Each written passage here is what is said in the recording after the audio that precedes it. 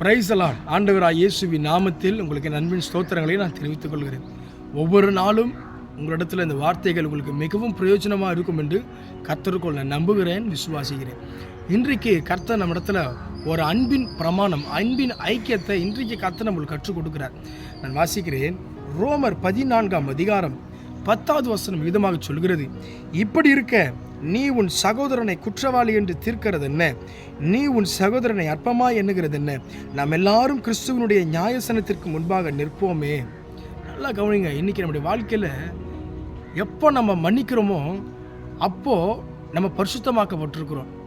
இன்றைக்கி நிறைய பேர் குடும்பத்தில் சகோதரருக்குள்ள, சகோதரிகளுக்குள்ள, கூட பிறந்தவர்களுக்குள்ள சண்டை, சச்சரவு, பிரிவினைகள் அநேக இடத்துல பார்க்குறோம்.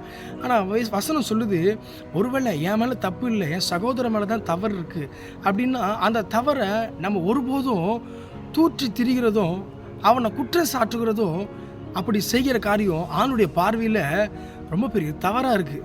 ஏன்னா வசனம் சொல்லுது, நீ உன் சகோதரனை குற்றவாளியாக தீர்க்கிறது என்ன? நம்ம எல்லாரும் கர்த்தருடைய நியாயசனத்திற்கு முன்பாக நிற்போமே. நம்ம எல்லாரையும் ஜட்ஜ்மெண்ட் பண்ணுறது, நம்ம எல்லாரையும் நியாயம் தீர்க்கிறது இயேசு கிறிஸ்து ராஜாதி ராஜாவாக இருக்க போகிறார்.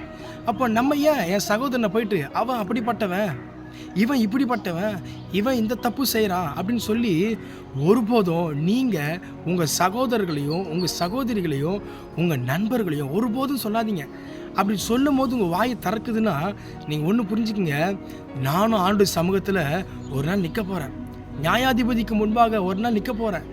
என் பாவம் அதிகமாக இருக்குது, என் சகோதரனை நான் நிந்திக்கிறதுக்கு முன்னாடி, என் சகோதரனை நான் குற்றவாளி சொல்கிறதுக்கு முன்னாடி நான் யோசிக்கிறேன். நீங்கள் யோசிங்க, நானும் ஒரு நாள், அவனும் ஒரு நாள் ஆண்டு சமூகத்தில் குற்றவாளியாக நிற்கவே கூடாதுன்னு சொல்லி. இன்றைக்கி புரிஞ்சுக்கிங்க, பிரச்சனை வருதா, சகோதரருக்குள்ள போராட்டம் வருதா, அதை சால்வ் பண்ணுறதை பாருங்கள். அதை பெருசாகிட்டு தூற்றி திரிகிறதும் அது ரொம்ப பெரிய கதையாக மாற்றி அதனால் பெரிய பகையாகவும் போயிட்டு பிரிஞ்சு வாழாதீங்க. சந்தோஷமாக சேர்ந்து வாழுங்க. கர்த்தர் நம்மளை ஆசீர்வதிப்பாராங்க. ஆமென்.